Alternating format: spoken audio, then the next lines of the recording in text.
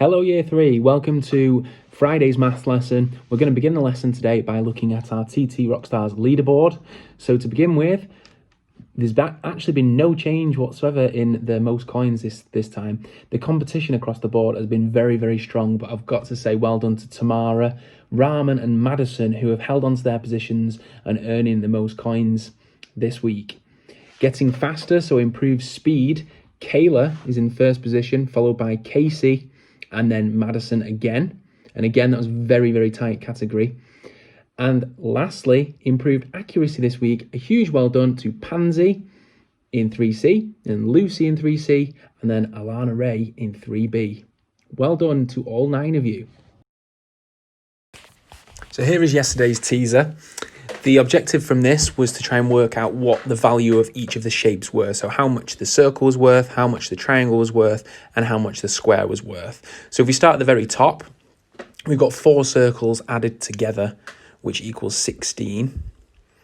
So hopefully we'll have applied some of our 4 times table knowledge to that, because we know that 4 times 4 equals 16. So we can accurately say that 4 is equal to 1 circle. So a circle equals 4. If we move down then, circle times the triangle. So 4 times something equals 32. Did we get it? That's right, 4 times 8 equals 32. So we can then take that down onto the next row. 8 times 1 equals... Well, ask yourself, what is the answer to that first of all? 8 times 1 equals 8, doesn't it? So if we are then going something times something times something, what would the square be?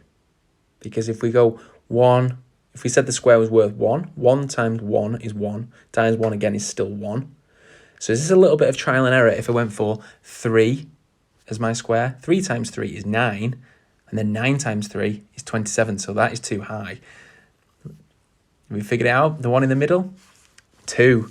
2 times 2 is 4, multiplied by 2 again equals 8.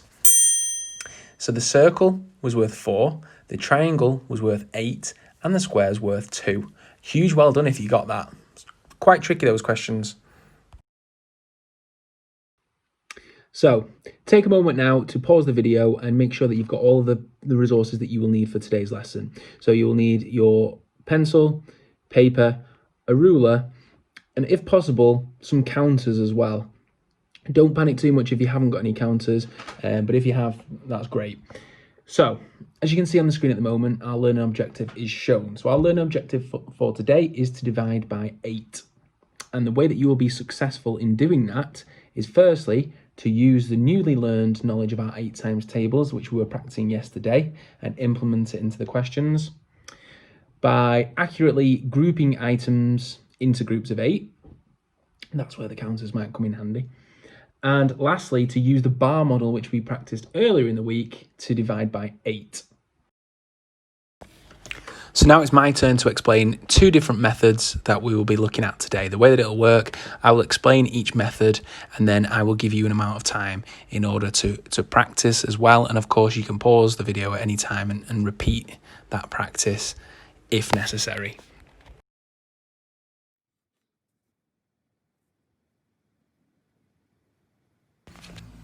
Here is the first one. For your benefit, I've sped it up so it's actually double the speed. I don't count this quickly. I was really taking my time to count how many counters were there first of all. Once I'd done that, I've drawn out the counters myself onto my piece of paper, and you will notice I've done it in a more orderly fashion than it is on the screen, so that it's easier for me to then group them into groups of 8 as I'm doing right now. I then write down how many counters there were in total, which was 32, and the fact that I'm dividing it by 8, and then counting up how many groups there were to finish, which was 4.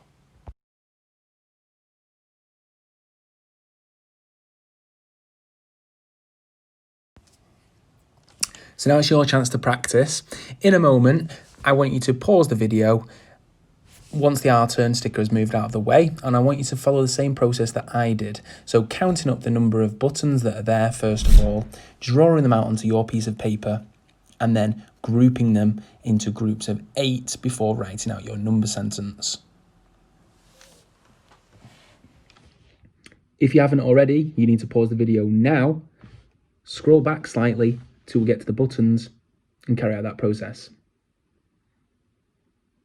Okay, how did we get on? Hopefully you were able to pause the video at the right time. I know it's difficult, I understand that. If we were actually in school, it'd be much easier. We could get out the counters and we'd have some sheets, but I do think you're doing an amazing job to persevere with it so well at home, so well done. Hopefully you paused it at the right time and then you were able to go through and count that there were 16 buttons. Hopefully then you were able to transfer that onto your piece of paper, so draw out 16 circles. It didn't have to be as beautifully decorated buttons as on the screen, but you're able to draw out at least 16 counters there. As I always say to my class, good mathematicians make life easy for themselves. So that's the reason why when I was drawing out my circles, I put them into groups of 8 already. So then it was very easy for me just to put a ring around it. Okay. Once you've drawn out your 16, did you then put a circle around 8 at a time? And if you did, hopefully then we could have completed the number sentence, which was 16 divided by 8 equals 2. So here's our next question type, and this is where we'll be using the bar model that we practiced earlier in the week in order to answer the question. So the question says, Mr. Simons is sharing paintbrushes between the 8 tables in his classroom. He has 56 paintbrushes. How many brushes will there be for each table? Complete the bar model to show your answer. So you can see there that the bar model has already given you 56 on the very top like that. Now, when we write it out, we're going to write our 56 in brackets, as we did earlier in the week, before then creating our bar model. Here's how I want you to do it. First of all, I've written 56 in brackets, and then I've got my ruler ready to draw out my bar going across. I've also got my 8 times table grid from yesterday to help me as I go, okay? Every time in the box, we're going to add 8, because that's what we're practicing today. And as I'm adding 8, I'm counting in my 8 times tables because I know that I don't want to go any higher than 56. When I hit 56, I will stop and then count up how many groups of 8 I have got. That will then inform my number sentence.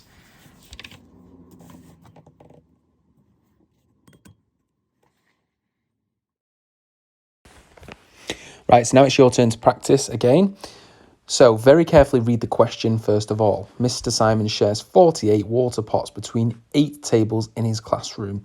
How many pots will each table have? So pick out the key information. There are 2 very important numbers that are in there and a keyword which tells us that we are dividing. Have that discussion with your learning partner. Once you have done, put the number that we are dividing in brackets on top of your bar. Then start to draw out your bar, putting 8 into each of them. In order to help you, you can have your 8 times tables next to you if necessary.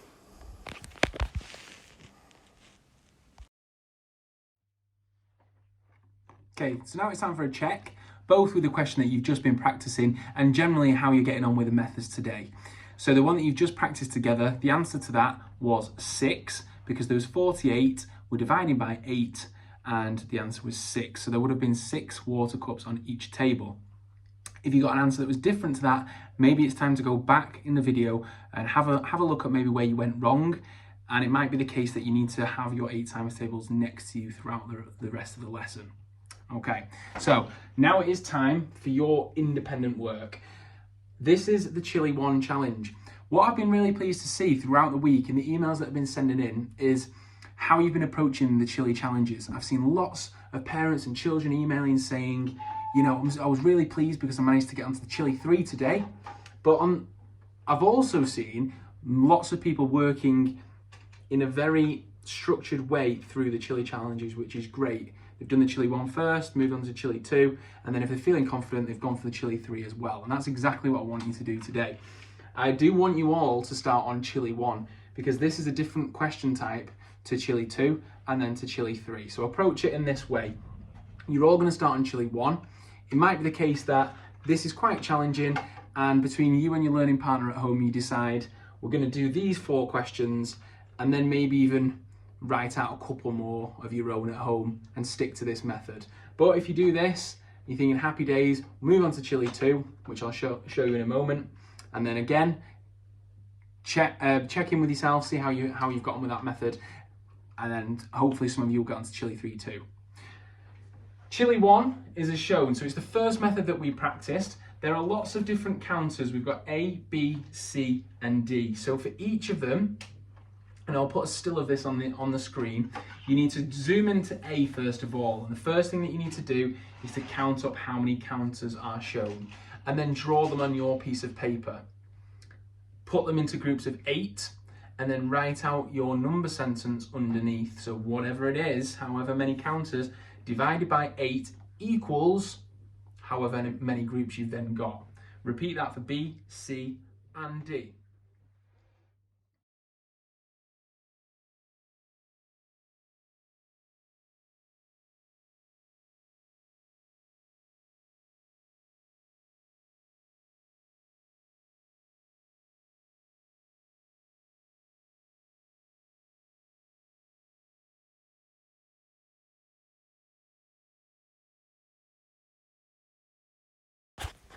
Moving on to our Chile 2 challenge, and this includes 4 different worded problems, similar to the ones that we looked at earlier, where I want you to apply the bar model method to each of the questions. So read the question carefully, pick out the key information, and then put that information into the bar model that we practiced earlier before writing your number sentence for that question. Good luck.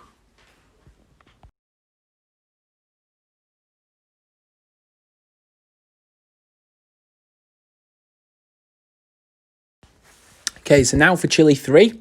For the first question, you need to match the correct representation to the problem. So I've labelled the representations 1, 2, 3, and 4, and then the problems A, B, C, and D. So on your piece of paper, if you could write a short sentence saying, I know that 1 matches with whatever letter you think it does, because, and if you feel like you need to explain yourself, then please do. Put that into words. And then the second one, we have 3 different friends. They each think that they've got correct methods. For each child that is listed on there, you need to go through and say, I think that Idris is correct or Idris is incorrect, but even more crucially, because, and explain how you know that they are correct or incorrect. Good luck, Year 3.